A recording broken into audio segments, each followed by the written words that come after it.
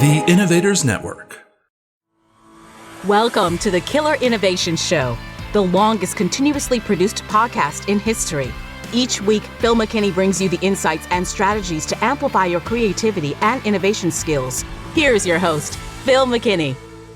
So hello, how are you doing this week? We are still here in Colorado, catching up on all of the mail that came in, and in some cases, orders that came in over at the storefront over at innovation.tools. So if you're waiting for something, I apologize. Trust me, it's in the mail on its way. If you haven't ordered anything, hop on over to innovation.tools and check out all the tools and supplies there that could help you and your team inspire and create the next great innovation.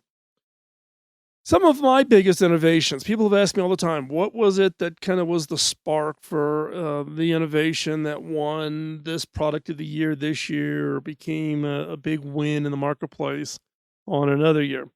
For me, some of my biggest innovations came to me as a result of an unexpected inspiration. I wasn't looking for it. I just happened to experience something, see something, observe something. That just became that spark that turned into a product or a service. Has this ever happened to you? Now, this week's show is about where to find innovation inspirations. Where do you go? Where do you search for these things? Where do you find them? And in today's show, I'm also going to share with you a few stories of some of the inspirations that led to innovations I bet you are even using today. So listen in, check out those stories in today's show, and see if you are not using some of those inspirations today. But before we jump into today's show, got a favor to ask. Can you like, follow, and share? Like this episode, follow us on social media, and share. Let others know, post to your social media accounts so that others can find our show and they can also apply it to their innovations, their creativity, the projects they are working on. And with that, let's jump in to today's show. This episode is sponsored by Zoom. With Zoom, you can streamline your communication, collaboration, and creativity all in one place. Zoom is the market-leading platform that provides video meetings, voice, webinars, and chat across desktops, phones, tablets, and conference room systems. To learn more about Zoom and sign up for your free account, visit killerinnovations.com/Zoom.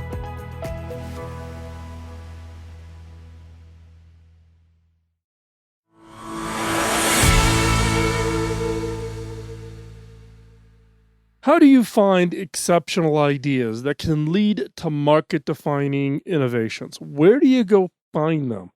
Do you have to read endless market research studies telling you what others want? Where do you find those inspirations? Now, focus groups, market research studies.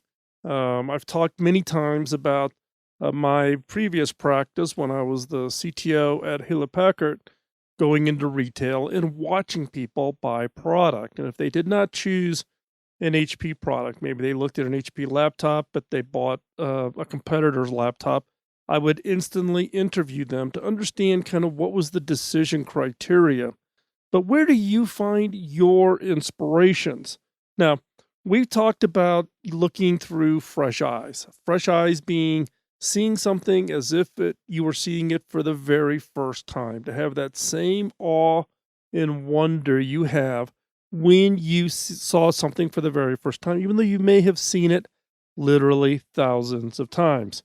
But fresh eyes need input. They need inspiration. Where do you point your eyes? What are you looking at? They need to be pointed in a direction that can see what others don't see. That's the definition of an innovator. You are seeing something that nobody else sees. So, where do I find my inspirations to see new ideas? And not just the normal ones. And I've talked about them on and off in the past, past 17 years on this show. But today I want to talk about maybe some of the ones I have not talked about, maybe the non-obvious sources of inspirations on where do I come up with some of these really crazy ideas that I've come up with. So, number one is what I call unexpected conversations. Unexpected conversations. Now, I like to talk with interesting people. If I find somebody that's got an interesting background, interesting history, coming from an area maybe I've never been to, had a different kind of upbringing that I'm not familiar with, I get really intrigued. I look for opportunities to meet and have these conversations, and these are normally people I don't hang out with. They're not people that live near me. Maybe they're not at a conference that I normally attend. So I look for these unique opportunities. Airplanes, great place to find these. Traveling across the country, I've had some very interesting conversations stopping at rest stops and just seeing somebody with maybe a license plate from an area that I don't know, or they've got a pet that is overly friendly, or they've got young kids, and you just want to have a conversation with them. So just chat. One of the ways that I can be deliberate or make sure that I am engaging with people I normally do not engage with is attend events like TED. I've been a regular TED attender, so this is the TED main event.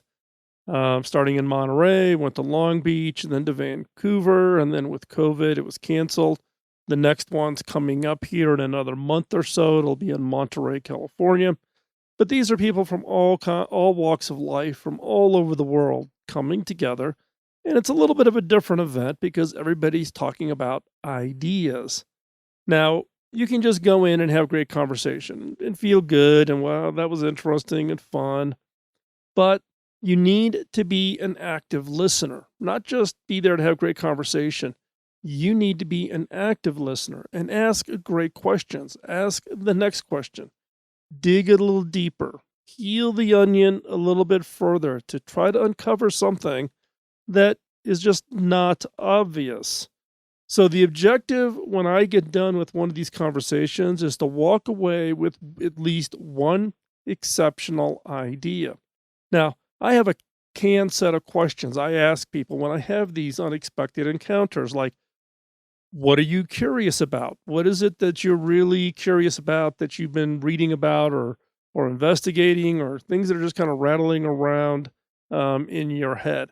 When you ask people what they're curious about, that tends to kind of open up a door for you to potentially uncover something that you maybe are not thinking about, given your background and what you're involved in, etc. So that's an example of asking what I would call is really good questions. Another question I sometimes ask, which is a fun question, is what innovation do you hope to see come to fruition during your lifetime? So that kind of opens up people talking about, wow, I really want a flying car, or I want a robot in the house to clean my dishes. It gives you a little bit of insight of innovation tied to their own personal desire. So again, unexpected conversations. And don't set the mode that you're expecting them to deliver the unexpected. You can use your questions to generate this unexpected conversation. So let me give you an example of one that I personally experienced. And this was many, many years ago, back in the mid 90s. Talking with some friends and also my uncle. My uncle owned Macarthur Fish and Poultry in Oakland. So a very popular fresh fish, fresh poultry retail establishment right on Macarthur Boulevard, right in the heart of Oakland. And, he, became quite enamored with that business. He didn't start off being in the retail or the fish business. He was a Vietnam veteran, 101st Airborne, came back to the States, was an accountant by training, was co-founder of a company that got acquired by Bechtel, and he was retired by the time he was 40. And a buddy of his from the Army, and he started Macarthur Fish and Poultry. And one of the things that frustrated him and frustrated, the other retail stores and outlets in the Oakland area was missed phone calls. If you're in a retail business and someone's calling you up to find out if you've got fresh lobster or fresh turkey or salmon or whatever, they want to know the answer now. If you're not there, they're going to go to the next phone number. And I always saw that as missed opportunity. So what stores normally do is they put in multiple phone lines. Well, during holiday seasons, you couldn't keep up with all of the phone calls coming in. So what was the idea that came out of this? Well, I was in the telecoms business, and I quickly figured out that every phone record, every time a phone number was dialed, whether it was connected or not, was captured. So even if some person A calls person B and the phone rings busy, nobody answers, that information is recorded. Now, it has no billing impact. Most telecom companies think of that as throwaway. In fact, up until the point of this invention, everybody just threw those call detailed records away. They had no value. They were there, but they were just nothing you could do with them. What we did is we actually took all of those phone records.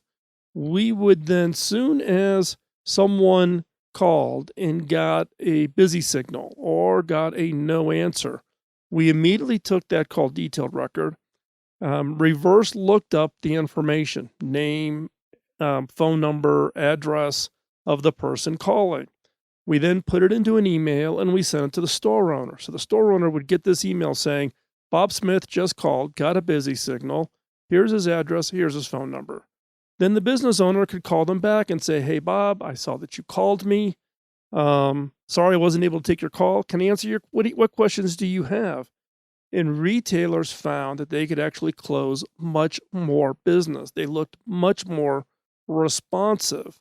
And we did this in a product called Imagine that we launched in 1998 that went on to huge success as a automated platform for the telecoms industry that allowed retailers. So this was an unexpected conversation, just talking with my uncle and talking with the shop owners along Macarthur Boulevard in Oakland, California, to kind of find out what was this annoyance around busy signals or incomplete phone calls.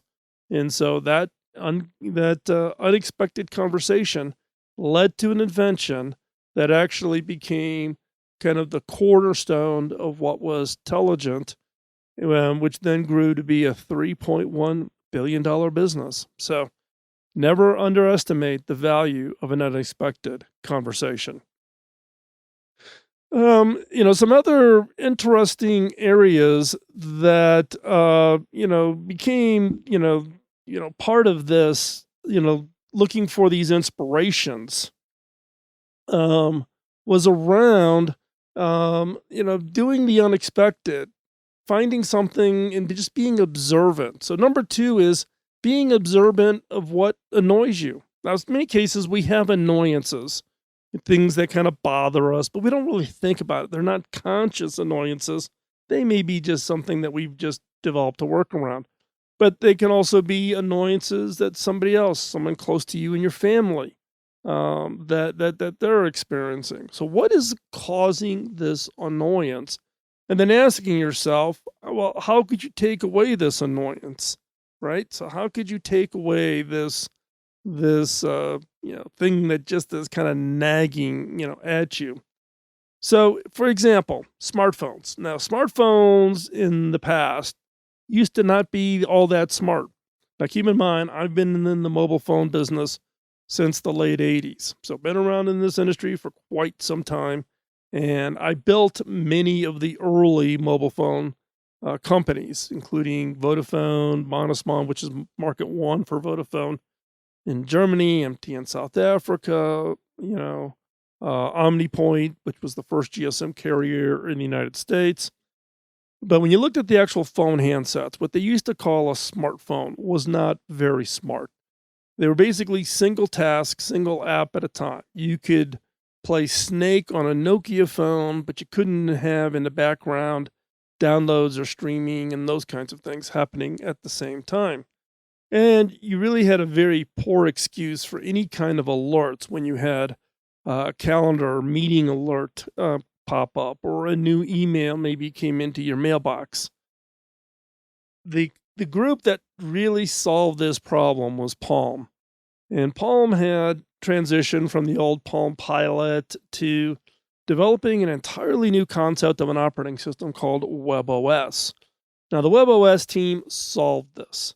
And this involved everything from multitasking to being able to have true multitasking where multiple applications could be running and doing things simultaneously at the same time.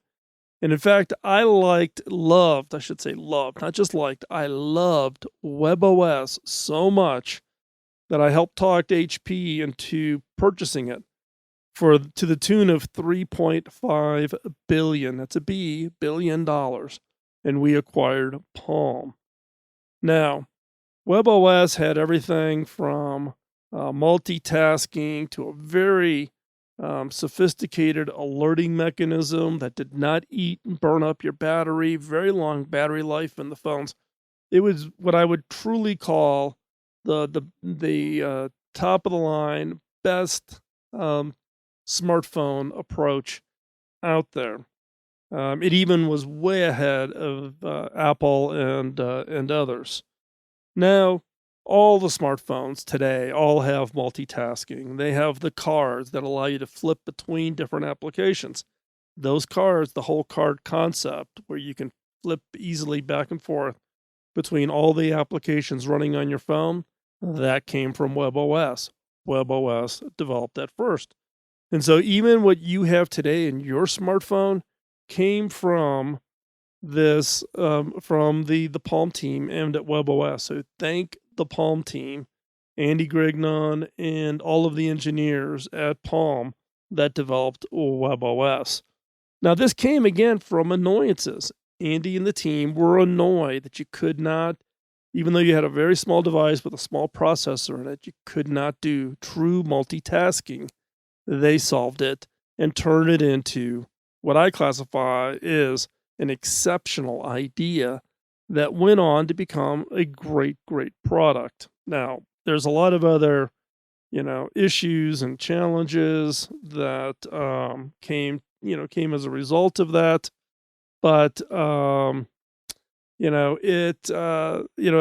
still think it's a great device. In fact, I still have my WebOS phones and my touch tablet, which runs WebOS, here in my office here in Colorado.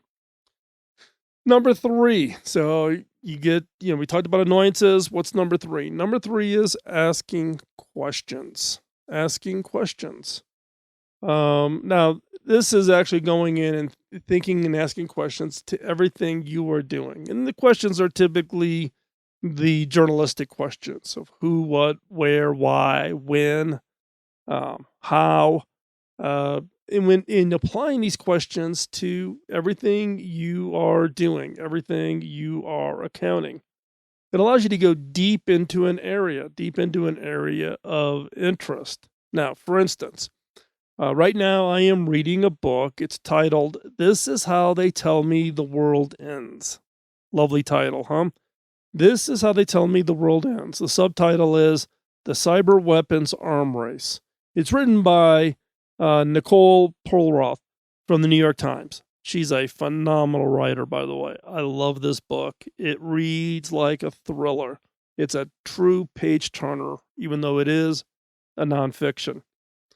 Now, as I read a book like this, and I read lots of books, I do a lot of audiobooks, I do a lot of physical paperback books. Publishers send me books to read, to review, or to potentially have their authors come appear on the show.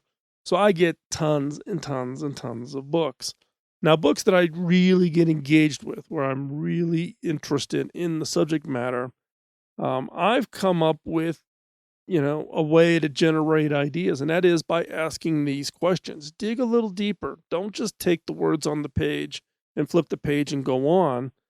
Ask yourself, what are the next, what's that deeper thing? What is that who, what, where, why, when, how type of questions that allow you to dig deeper? Now, in this book, Nicole's book, which is This Is How They Tell Me the World Ends, I've come up with tons, literally tons of ideas. based on what she shares in the book. And this is all about cyber weapons and viruses and security and denial of service attacks and ransomware, all the things that are in the headlines for us today. And I've shared in previous shows, I have a background in information security and viruses and hacking, and that is part of my long distance past going back into the late 80s and early 90s.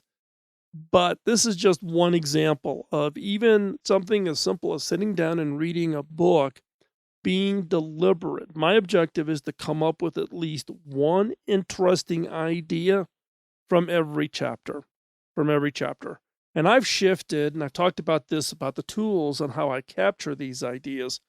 I've shifted to reading more and more on the Kindle because those items that I can highlight in the Kindle automatically get transferred over to my Roam research account, which then picks up all the keywords of those highlights, links them all together, and allows me to collect up, what I refer to as my second brain.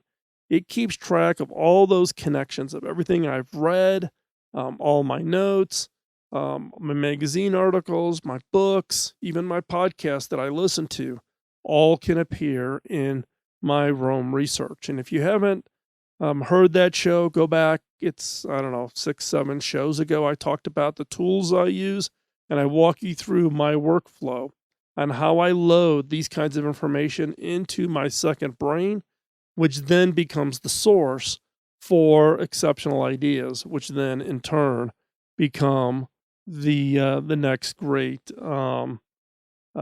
project or product or innovation that I'm working on.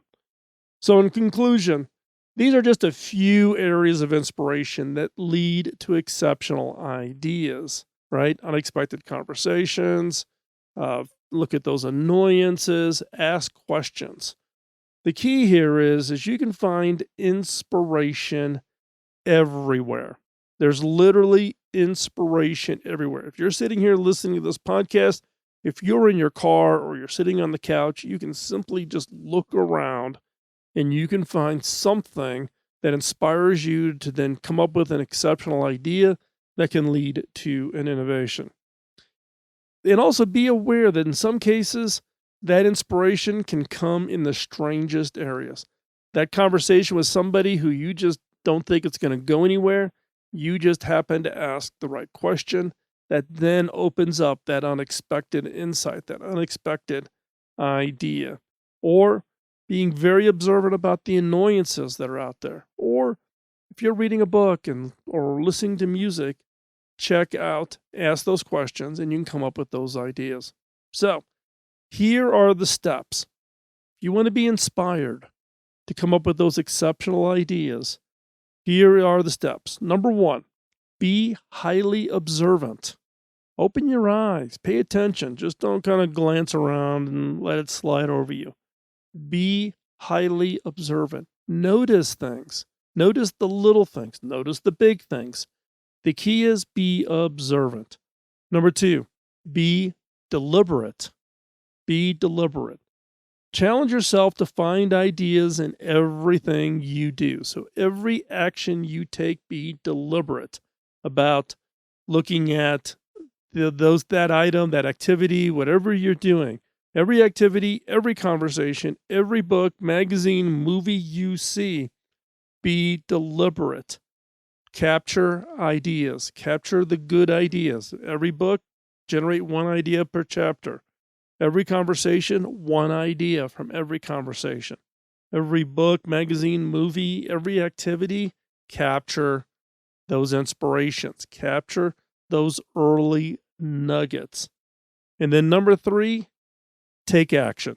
Do something with the ideas that come from these unusual inspirations. Because remember, innovation, inspiration is everywhere. Now, in summary for today's show, don't let any activity go to waste. Treat everything you do as an opportunity to be inspired. Inspiration is what will feed you to create exceptional ideas. And innovators see what others don't.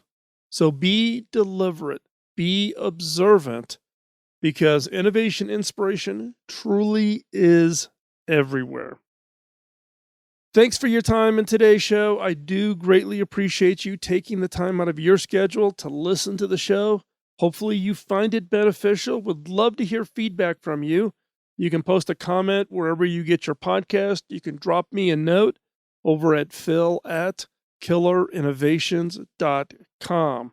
Can you help me pay it forward? Can you let others know? We started this show back in 2005 based on some feedback that I got from my very first mentor, Bob Davis.